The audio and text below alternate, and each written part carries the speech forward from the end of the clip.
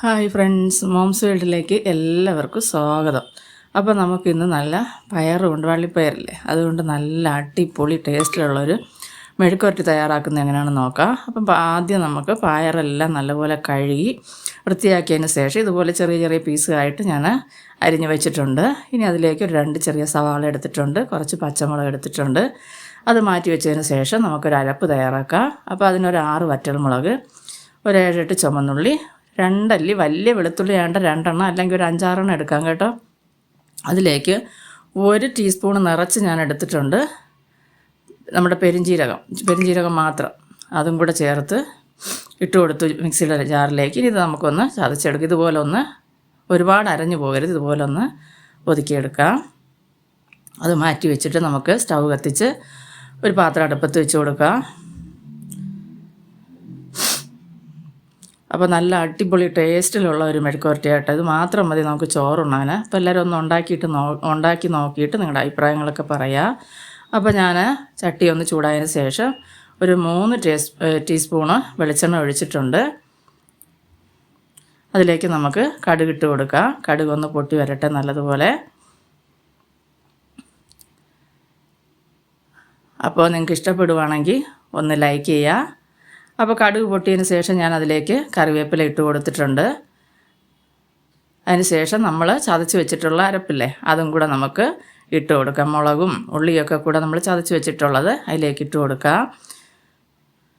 എന്നിട്ട് നല്ലപോലെ ഒന്ന് മൂപ്പിച്ചെടുക്കുക. അതിൻ്റെ പച്ചമണമൊക്കെ ഒന്ന് മാറി കിട്ടണം നമുക്ക്. അപ്പോൾ ഇത് മൂത്ത് വരുമ്പോൾ ഉണ്ടല്ലോ നല്ല ഒരു മണമാണ് വരുന്നത്. ആ വെളുത്തുള്ളിയും നമ്മൾ ചേർത്ത എന്താ പറയാനാ പെരിഞ്ജീരകത്തിൻ്റെയൊക്കെ മണമില്ലേ, സൂപ്പർ മണമാണ്. അപ്പോൾ അതൊന്ന് മൂത്ത് വന്നതിന് ശേഷം നമുക്ക് ബാക്കി ചേരുവകളൊക്കെ ചേർത്ത് കൊടുക്കുക. അപ്പോൾ കണ്ടുകൊണ്ടിരിക്കുമ്പോൾ ലൈക്ക് ചെയ്യുക.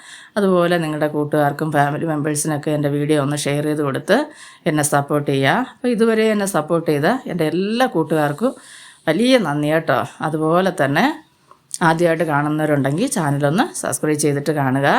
അപ്പോൾ ഇപ്പോൾ നമ്മുടെ ആ അരപ്പെല്ലാം ഒന്ന് മൂത്ത് വന്നതിന് ശേഷം ഞാനതിലേക്ക് അരിഞ്ഞു വെച്ചിട്ടുള്ള സവാളയും കൂടെ ഇട്ട് കൊടുത്തിട്ടുണ്ട്. അപ്പോൾ സവാള നല്ല നൈസായിട്ട് അരിഞ്ഞേക്കുന്നത് കേട്ടോ, ഒരുപാട് കട്ടിക്കല്ല.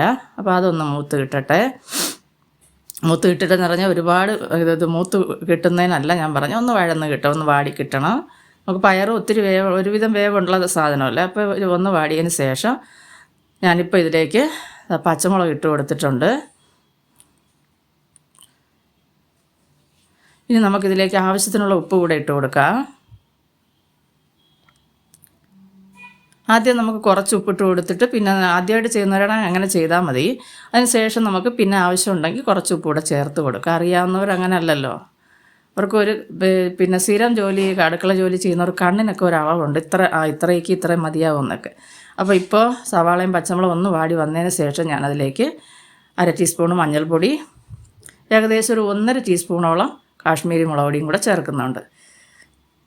കാശ്മീരിയും മറ്റേ നമ്മുടെ നാടൻ മുളകും കൂടെ ചേർത്ത് പൊടിച്ച്, അപ്പോൾ വലിയ എരിയില്ല കേട്ടോ അതിന്. അപ്പോൾ ഇനി നമുക്ക് ആദ്യം വറ്റൽമുളക് ചേർത്തിട്ടുണ്ട്, പച്ചമുളകും ചേർത്തിട്ടുണ്ട്. അതുകൊണ്ടാണ് ഞാനിത് ഇങ്ങനെ പൊടി ഇതാക്കി എടുത്ത് പറയുന്നത്. അപ്പോൾ ഒരുപാട് ഇട്ട് കളയരുത്, 1.5 ടീസ്പൂൺ എന്നൊക്കെ പറഞ്ഞ് ഒരുപാട് ഇടരുത്. അപ്പം നിങ്ങളുടെ പയറെടുക്കുന്നതിൻ്റെ അനുസരിച്ചുള്ള അരപ്പുകൾ ചേർക്കുക. ഇനി ഇതിലേക്ക് നമുക്കതൊന്ന് മൂത്ത് പച്ചമണം ഒന്ന് മാറിയതിന് ശേഷം നമുക്ക് അതിലേക്ക് അരിഞ്ഞു വെച്ചിട്ടുള്ള പയറിട്ട് കൊടുക്കാം.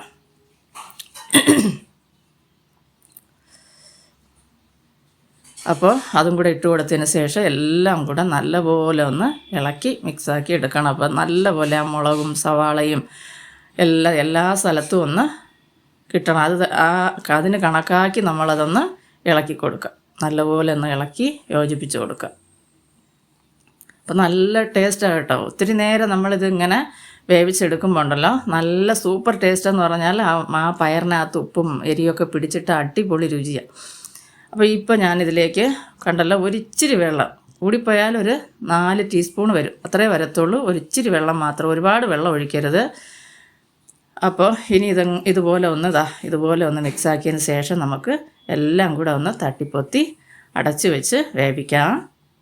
അപ്പോൾ ഇത് വെച്ചതിന് ശേഷം പെട്ടെന്നൊന്നും അല്ല നമ്മൾ എടുക്കുന്നത്. അപ്പോൾ ഞാൻ എപ്പോഴും പറയുന്ന പോലെ പറയുക, ഇടയ്ക്കിടയ്ക്ക് ഞാനിതൊന്ന് എടുത്ത് ഇളക്കിയൊക്കെ കൊടുത്ത് അടച്ചടച്ച് വെക്കുന്നത് കേട്ടോ. അപ്പോൾ ഇങ്ങനെ വെച്ചു പെട്ടെന്ന് എടുത്തു അങ്ങനെ തോന്നരുത്, അങ്ങനെ ഒരിക്കലും ഇതൊന്ന് വേവിച്ചെടുക്കാൻ പറ്റത്തില്ല.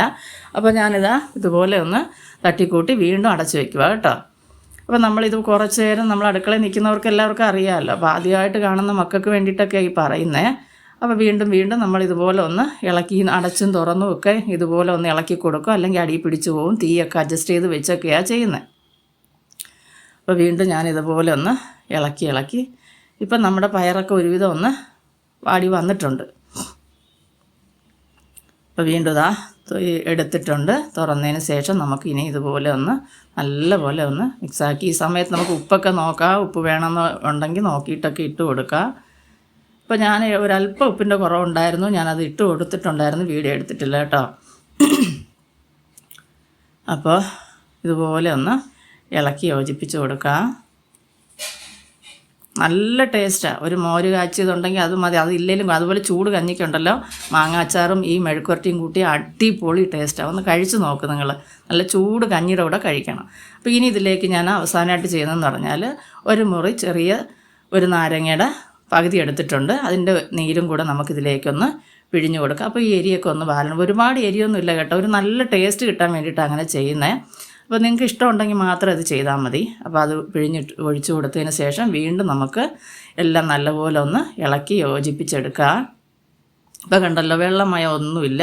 നമ്മുടെ മെഴുക്കുവരട്ടിയുടെ സൂപ്പറായിട്ട് വെന്ത് നല്ല കിടുക്കാച്ചിയായിട്ട് കിട്ടിയിട്ടുണ്ട്. കണ്ടല്ലോ, അടിപൊളിയായിട്ടുള്ള മെഴുക്കുവരട്ടിയുടെ റെഡി ആയിട്ടുണ്ട്.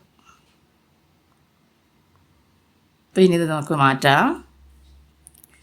അപ്പോൾ നമ്മുടെ മെഴുക്കുവരട്ടി എല്ലാവരും ഒന്ന് ചെയ്ത് നോക്കുക. ചെയ്ത് നോക്കിയിട്ട് നിങ്ങളുടെ അഭിപ്രായങ്ങളൊക്കെ അറിയിക്കുക കേട്ടോ, കമൻ്റായിട്ട് അറിയിക്കുക. അപ്പോൾ എല്ലാവരും സുഖമായിട്ടിരിക്കുന്നല്ലോ, ഞങ്ങൾ എല്ലാവരും സുഖമായിട്ടിരിക്കുന്നു. അപ്പോൾ അടുത്തൊരു വീഡിയോ ആയിട്ട് കാണുന്നത് വരെ എല്ലാവർക്കും ബൈ.